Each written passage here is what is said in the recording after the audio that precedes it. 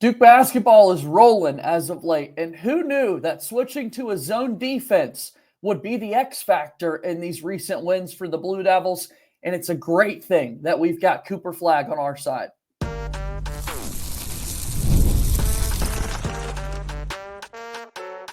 You are Locked On Blue Devils, your daily podcast on the Duke Blue Devils. Part of the Locked On Podcast Network, your team every day.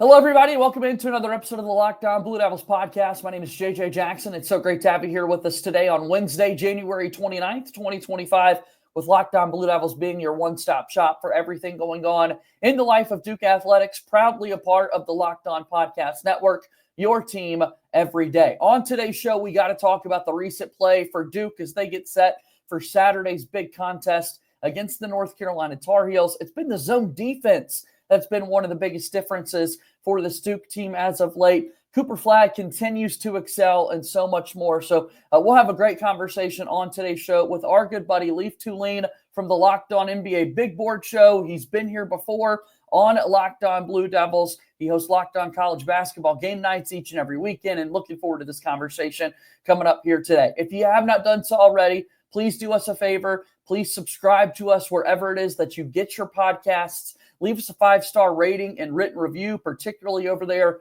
on the Apple Podcast platform. Those algorithms love the written reviews. And also watch our show each and every day on YouTube. Like this video, subscribe to our channel as we continue to grow the audience here within Locked On Blue Devils. So without further ado, here he is. Leif's with us on the program today, talking all things Duke Blue Devils. I hope you're doing well, my friend. Doing well and watching plenty of hoops, both NBA and collegiate. So I'm not getting much sleep, but watching a lot of ball. It's the perfect time of year to be able to do those things. As we get closer to February, that means we're getting closer to March Madness, of course. And ultimately for the Duke team, that's been the goal that they've had each and every season. They field a team. It's a program that's built to win those tournaments and those championships. And now we're looking at a Duke team that's halfway through the ACC conference lately for the first time since the 2007-2008 season. Duke has started out 10-0 in league play, and they're well on their way thus far. What have been your early kind of takeaways from this 10-game stretch to open up a league play for Duke? Yeah, I'll even backtrack to just the outset of the season of what I thought of Duke. Duke was basically the team with the most potential of anyone in the country. And the question was, how quickly could they coalesce and find that top level? And losing to Kentucky had the concerns of spacing. Losing to Kansas, same idea, didn't knock down enough shots. But you still saw in both those games, at their peak, they were the better team. Like, they should have beaten Kentucky, and I think Kansas deserved that win. However, Duke's peak of that game was better than Kansas's. And Kansas came in as the number one team in the country. So you bring it to the ACC. The ACC's down because the only other team that was ranked coming into the season, or at least by most people ranked, was North Carolina. North Carolina's had a host of issues. So Duke in the ACC play is doing what they should. And I don't mean to belittle it, but they're doing what they should. They should beat all the teams they're beating, and they're doing so, and most of the times convincingly. Recently, a little bit of a struggle, and that's going to happen. But it feels almost as if Duke is the new Gonzaga. The ACC is the WCC right now. And I know that's trivializing it a little bit, but that seems to be the case. And it depends on how much internal growth there is, because they're not going to get truly tested. They could lose a game. They could lose a game in the conference tournament, but they're a number one seed because they're going to go 18-2 at the worst. And then they're going to be a semifinalist or better in the ACC tournament. So really it's about ramping up. So that's where, when you bring up the zone, I think those type of little changes and developments around Cooper Flagg's ascension, because he's getting better and better, is what matters the most for Duke. Yeah, John Shire always talks pitching as of late. He's talked about kind of a fastball and splinker are the analogies that he's given when he talks about Malawach on the floor versus Malik Brown. And then all of a sudden this week he's saying, yeah, we've got a curveball too. We'll go zone a little bit. We saw that against Wake Forest. We saw that Monday night against NC State. The size of Duke, at the tallest team in America. And next thing you know, they're out there playing zone. And what's been interesting to watch in these last few games, NC State and Wake Forest were not having success at all scoring against the zone, oftentimes not having success even getting shot attempts up against the zone. How much of that is just seeing something totally different? The length, is that a factor when Duke goes to this look? What are you seeing within that zone itself? I think it's all of the above. Essentially, if the team knows where to be in a zone and they have the size Duke does, it's going to be hard to score on. Like, think of those prime Syracuse teams. Even though you practiced all week saying, okay, I know they're going to play at the top, True. you really struggle to score. Syracuse then goes into the NCAA tournament, even when they were not those prime Syracuse teams, when they're an 11 seed, and then they make their way to the Final Four because teams are not used to playing them. So teams that expect, hey, we have to deal with Malawach's size in the middle and the drop coverage. Then all of a sudden you're going to have to do with the high pressure, trapping ball screens, hedging of Malik Brown. I know he's been out, but just in general, you look at, and now their zone. I don't think you can put the time into preparing for a zone, especially since it's brand new. And now you're overwhelmed by the size, speed, and it's in a close game. Duke employed it against NC State in a close game. That's what mattered the most, is they had the faith that they could do it. And I don't think Duke's zone is actually that well fundamentally drilled at this point. It's more just relying on talent and size. Yeah, no, John Shire's talking as much. I mean, we're not practicing that frequently. After the Wake Forest game, he jokes with Cooper Flagg that Coop had never played it before, really, in his life, and this was all a brand new experience. It's been fun to talk about the defense throughout the year because Duke has been one of the top teams on that end of the floor the entire season, and so much of the conversation, I feel as though, is built around Flagg and Brown and Malawach on the inside. But equally as important to what's going on the defensive end is what Duke's getting out of the guards. Monday night against NC State, I thought we saw sensational defensive games from Tyrese Proctor and Sion James. And yes, we saw NC State make a just uncharacteristic 10 3-pointers after making 5 in their previous 2 games combined. But watching Sion James at the top or just picking up full court, had a couple of crazy breakaway steals and dunks, and Tyrese Proctor kind of doing the same thing. They're quickly becoming some of my favorite Duke guards in recent memory over the last few years. Well, Tyrese Proctor sets the tone as kind of the ball-hawking defensive guard, a la what Trey Jones was. Yeah. I compared in the one episode I did on your show, I compared this team to the 2019 team, not because they're the 2 best teams recently, but because they resemble each other the most.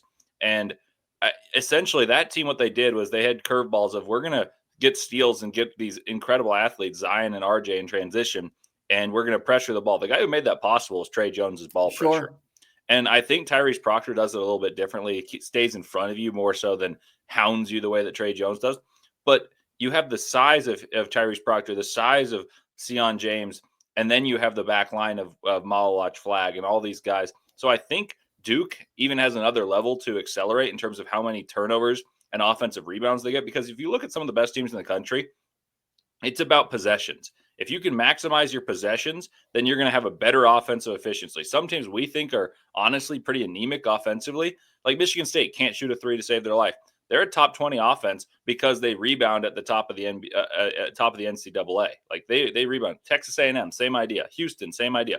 All of those are stout defensively, and they offensive rebounds, so they give them chances. Duke's good offensively anyway. So your offensive rebound and forced turnovers, I think this team has even another level to climb, and it becomes less of a margin thing. You can have a less fine margin for your offense if your defense can create turnovers. And I like that Duke has this pitching analogy because maybe that's, you got your fastball, you got your splinter, you got your curveball. Like, why not a changeup? And I think you can throw that in easily because you just tell them to play more aggressively, and you've got the depth that even if there is foul trouble, there is no foreseeable drop off. It's been so fun to watch throughout the course of the year. It's been unpredictable at times, and I like what you're pointing out there with the possessions, because I've chosen to walk away from a game like Monday night optimistic with what we've seen because of Duke's effort on the defensive end of the floor. Prior to the NC State game, the fewest 3-pointers Duke had made all season in a game was 4 against Kentucky. Every other game they made at least 8. They're a much better 3-point shooting team than what we've seen. And there they go, 4 of 20 against NC State, and still walk away with 74 points on the night, winning by 10 against a team who is shooting way better than they normally do. And a lot of that had to do with the fact that, you were able to force those 13 turnovers and find more ways to take possessions and giving your offense more chances to score. Absolutely. And Duke has the one thing I'll tell you each time I watch Duke, if you're going to nitpick and find a team, an issue in a team that's as good as Duke is, Their ratings are off the charts. They're the best in Ken Palm. To me, they're the most talented team in the country. I think Auburn is the only team with the claim to say they're actually better than Duke, and I understand Duke won that game. My only question is, can they shoot threes consistently? And I know people are going to watch this and say, oh, you don't know Duke. They shoot X percent. When I watch Duke, they're so boom or bust from three.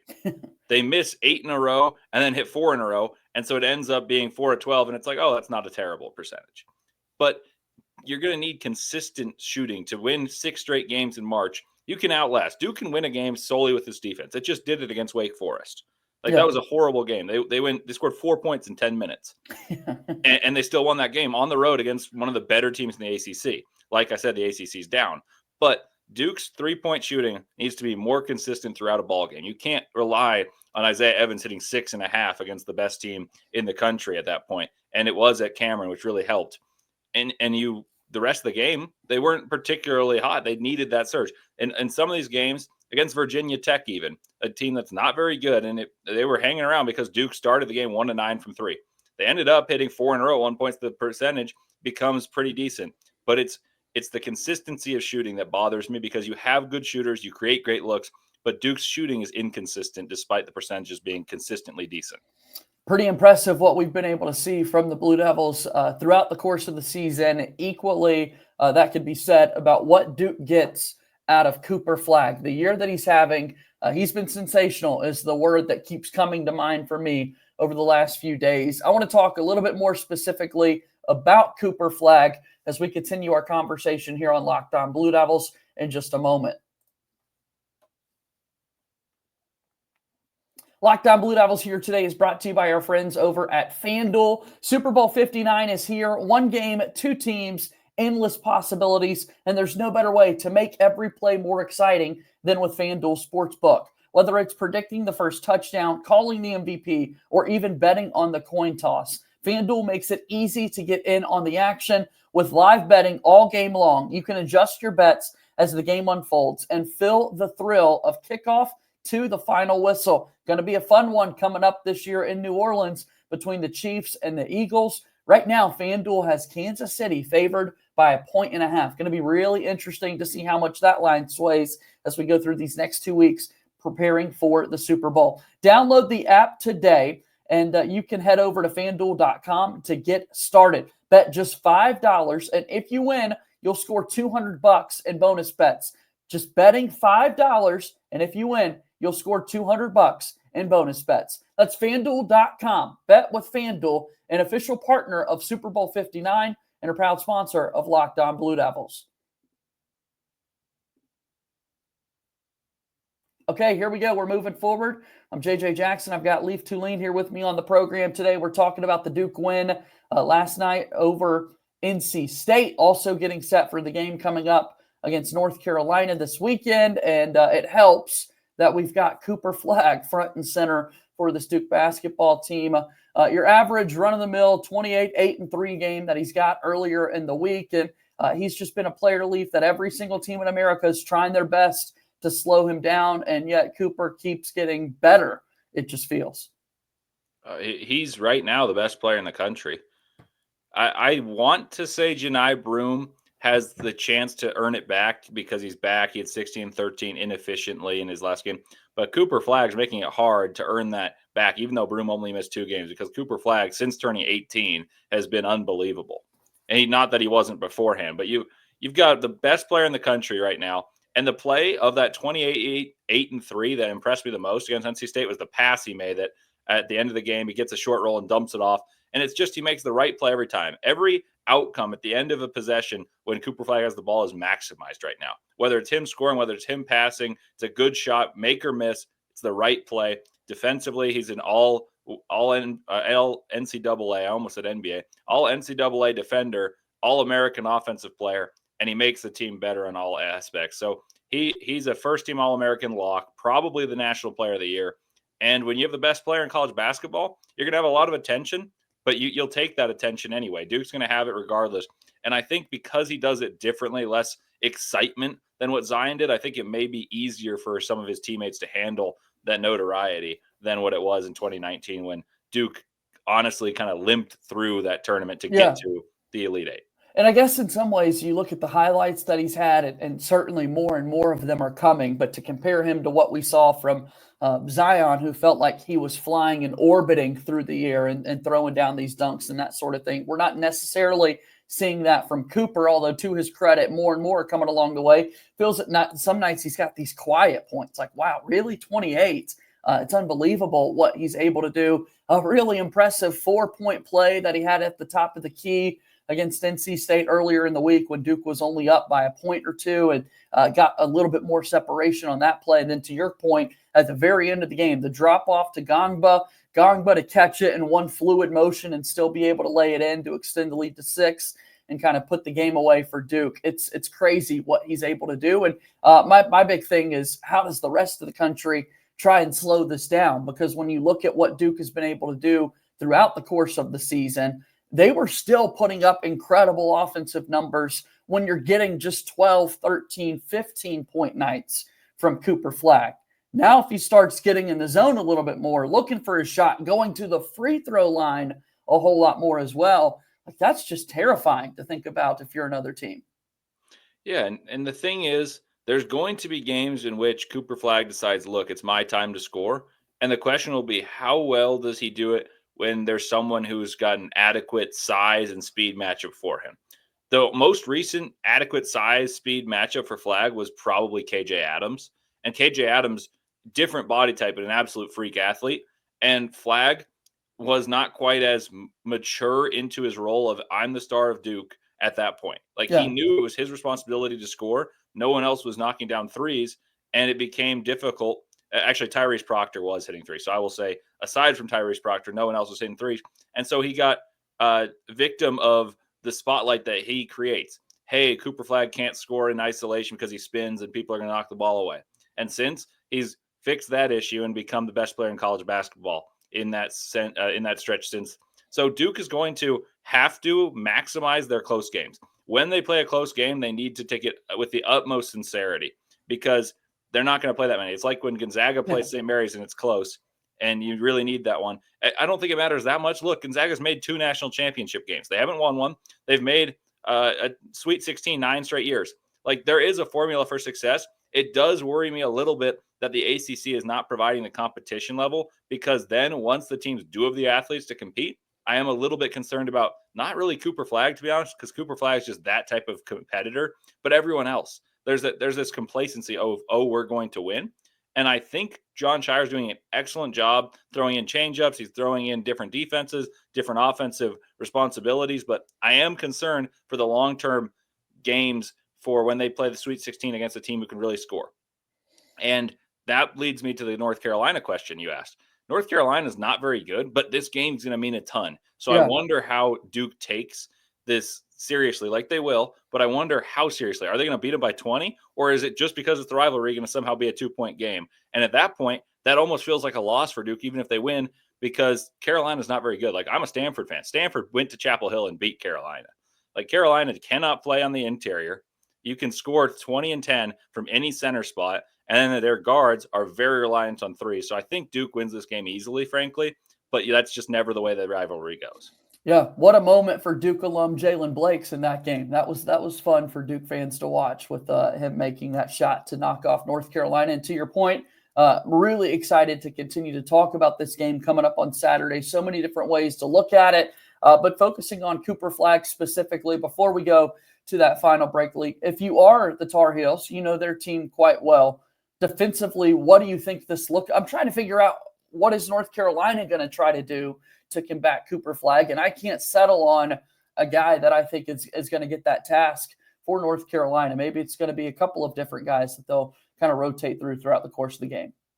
I'd guess it'll be Drake Powell to start. He's the best combination of size and athleticism, but sure, even then he's far smaller. Yeah. Advantage Cooper with what he's able to do and trying to get set for this game coming up against North Carolina on Saturday. All right, we'll go ahead and we'll take that break. And then when we come back on the other side, we'll tell you a little bit more about this game coming up between Duke and the Tar Heels. Locked On Blue Devils here today, brought to you by our friends and sponsor Intuit TurboTax. Taxes are waiting and wondering and worrying if you're going to get any money back, and then waiting, wondering, and worrying some more. Now, Taxes is matching with TurboTax Expert, who can do your taxes as soon as today. An expert who gives your taxes their undivided attention as they work on your return, while you get real-time updates on their progress so you can focus on your day. An expert who will find you every deduction possible, file every form, every investment, everything with 100% accuracy. Also, you can get the most money back guaranteed. No waiting, no wondering, no worries. Now this is Taxes. Get an expert now at TurboTax.com. Only available with TurboTax Live full service. Real-time updates only in the iOS mobile app. See guarantee details at TurboTax.com/guarantees. TurboTax is a proud sponsor of Locked On Blue Devils. All right, we're set to continue this conversation. JJ Jackson alongside Leif Thulin. So here we are talking about Duke, getting ready for the game coming up on Saturday against North Carolina. Year number 3 for Jon Scheyer as the head coach. His first season, he wins both the meetings against the Tar Heels. Last year, Duke and Jon Scheyer were swept by the Heels. Now we get the first installment coming up this weekend to see how this one goes. And to your point, thinking about if it's a closer game, in some ways it feels like a loss, even if Duke were to come out on the win column. I think Duke fans want to see an absolute beatdown because that's incredible when you get to deliver one of those type moments against your arch rival in North Carolina. But you just keep looking at the numbers every single season. We're shown the last 50 meetings and how even they're split and the point totals are so similar and that sort of thing. It always just feels so difficult to get yourself in a position where you could have a blowout type game. I mean, look, it's at Duke. Yeah. And they're 18-2. Carolina's 13-8 and barely beat Boston College. So in my head, my basketball loving brain is going to tell me it's going to be a 10-point plus win for Duke. But somehow it always ends up close. Right. Somehow it always does. But I truly believe if Duke ends up in a close game here, it should feel like a loss even if they win. And I understand the people on this are going to be like, oh, we beat Carolina. What are you talking about? But if you're the national championship contender, which you squarely are in the consideration for, then you can't be in the middle of a tight game with North Carolina, who's 13-8 and honestly is lucky to be 13-8. They've gotten down by 20 in most of their first halves against teams that are in the top 25. They got down by 20 against Dayton. They got down by 20 against Auburn. They got down by 20 against Michigan, not by 20, but significantly against Michigan State, Iowa State. All these games that North Carolina, the UCLA game, they had to come back. UCLA, they came back from 16. All these games, they get down early. So beat them early, and then the game's over. North Carolina is going to make a push. Against Kansas, they were down by 20. That was the other one I was thinking of. So you look at this. RJ Davis is scoring 17.7 a game. He's doing so on 39% efficiency. That's their best score. Their best player probably is Ian Jackson, who's a freshman. Duke has all the antidotes to guard him. You put Tyrese Proctor, you put Sion James, you could even put Cooper Flagg. North Carolina is going to have to make this game an absolute track meet to have a chance. So if Duke can minimize their turnovers, probably win the rebounding battle. I'm a big guy in believing that possessions are the key. Houston has swayed me because Houston is anemic offensively. Yeah. They play terrible offense, yet they're top 20 offense every year. And it's because they rebound. So if Duke can minimize their turnovers because North Carolina is going to try to make them rush and then win the glass, I think they win by 15. I simply do. And I want to see a great game. I grew up watching these games and thinking, oh my God, I can't wait. And honestly, I root for Carolina in all of these because I grew up, no one likes Duke. No one likes Duke unless you're a bandwagoner, and I am not a bandwagoner. So Duke's an enjoyable watch this year, but I want it to be a great game. I want Carolina to pull the upset, but they just can't. They're terrible. Well, it's games like this where, there's an X factor who steps up for all these teams and in the series that we've seen as of late. For North Carolina last year, speaking to them winning both the meetings, you come into Cameron Indoor Stadium and little did we know Cormac Ryan was going to have the game of his life and knock down every single shot possible. So here I am wondering for both sides who that player could be for both of these teams. I think about the Auburn game that Duke had a little bit earlier this season and the spark that they got from Isaiah Evans coming off the bench. Isaiah Evans has barely played the last few games for Duke, playing just 3 minutes against NC State earlier in the week. So that's certainly interesting to me, and certainly not off the radar or a X factor, so to speak. But I would love to see Kon Knueppel kind of carry the load for Duke once again. He continues to put up high volume numbers, although the efficiency has started to drift away a little bit for Knueppel. Yeah, I think you always need an outlying performance in a game with all that emotion. Yeah. And I think Isaiah Evans is a prime candidate. I'd like to see Sion James have a nice game because he's very productive in terms of steadiness, but he's averaging 7 points per game at 7.6. And I think he can score more. And I think he could have a game where he punishes the smaller guards. Like he'll be defended by a guy in Elliot Cadeau who's scrappy, but Cadeau and Davis are both 6 feet tall, if that. Yeah. And so I think there's a size advantage that the guards can even expose, even more so than you'll see. Oh, Malwatch is way bigger than Washington and Flagg's way bigger than Powell. But I think the guards and the size of Duke is actually going to matter more than even the bigs up front. And then as for North Carolina, the player you need to defend most closely is going to be RJ Davis. If you can take him away, then it makes it very hard for North Carolina to win a game because then Ian Jackson has to play hero ball. And hero ball is not going to beat Duke. So you need to defend the three-point line. And honestly, RJ Davis is the only guy who's a catch-and-shoot threat. Drake Powell would be the guy. Like, if Carolina were to win this game, it would be Drake Powell has to play sensational defense on Cooper Flagg and knock down some threes and punish the help that people can load up the paint against the Elliot Cadeaus of the world. Yeah, so excited for these COVID years to end because Duke fans certainly well aware at this point of RJ Davis starting his 5th year playing in the rivalry series here. So excited to see how Duke's able to defend him, if he's able to come up with some big-time plays down the stretch. And then out of that guard spot, like you said, Elliot, I think the size advantage is going to be so big. What does it look like to you if Kon Knueppel takes this game over? How would that play out? Is that something that Duke should look to try and do? Yeah, I think Kon and Isaiah Evans hold the keys for Duke this season. The combination of those two shooters, when they play well, I think Duke's the best team in the country. I don't think it's particularly close, actually. And they are inconsistent as a tandem. Isaiah Evans had that game against Auburn that was probably the best heater of anyone in the country at any point this season. And it came in a huge moment because Duke was down early in that game. Without that, who knows? Kon Knueppel hasn't played particularly well against good competition.